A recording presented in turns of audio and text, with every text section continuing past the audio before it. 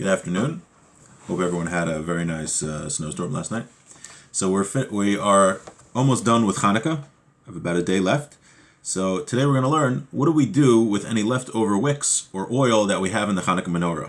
So we're going to learn that we can't just throw it out. Since the oil was used for a mitzvah purpose, it retains a certain level of sanctity, so we can't just throw it out in the garbage. So let's read. We're on Tafresh Ayin Zayin Dalid, 677.4. Hanoser b'yom hashmini, leftover oil on the 8th day, Amin Hashemin, Hatzarech l'shir hadlaka, oselo madura, that was needed for the amount of time that was needed to light, make a bonfire. V'sarfa b'fnei atzmo, shahari huksa l'mitzvaso. You have to burn it together because it was set aside for a mitzvah. Since this oil was set aside for a mitzvah purpose, we're not allowed to do anything else with it, and we have to burn it separately so it is used up. Ve'im nis'aref b'shemen acher, and if it got mixed with other oil for some reason, ve'ein shishim levatlo. Yesh mi she'omer she'ein lahosav alav kadei levatlo.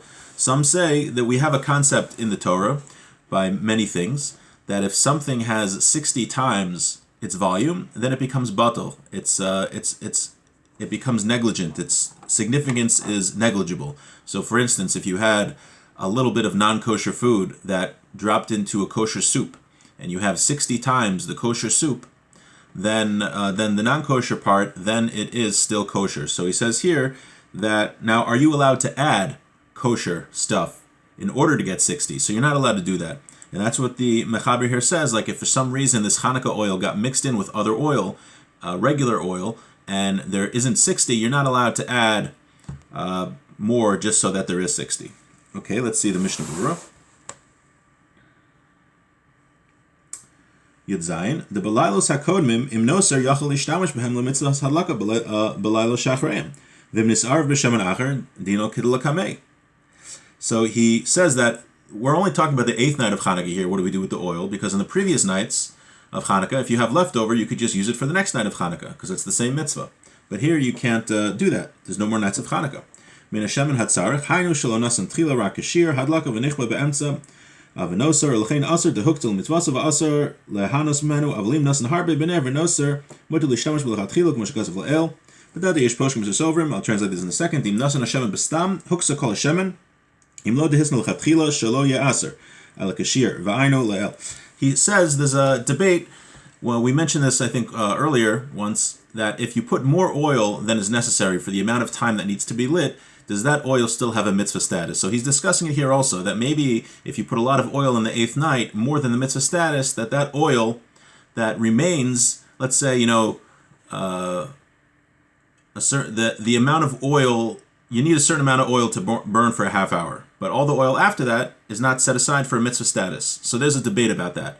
So he says at the end that he brings that there are those that say, and we seem to paskin this earlier, that one should view any oil that he puts into the menorah, even if it's going to last longer than a half hour, we have to view it as having a separate mitzvah status. So therefore, all of the oil that is left over on the 8th night has to be burned separately. So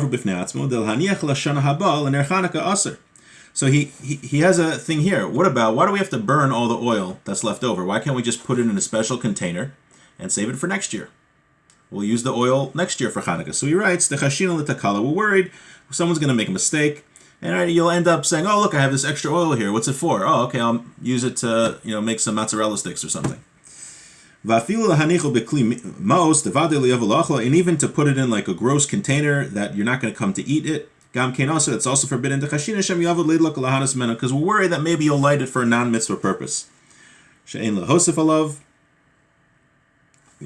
says, okay. So in the end of the day, what do we do if we have oil left over today, wicks left over? Then one should put them in a separate thing. You can even do this in the menorah, and it should be burned separately. We're not allowed to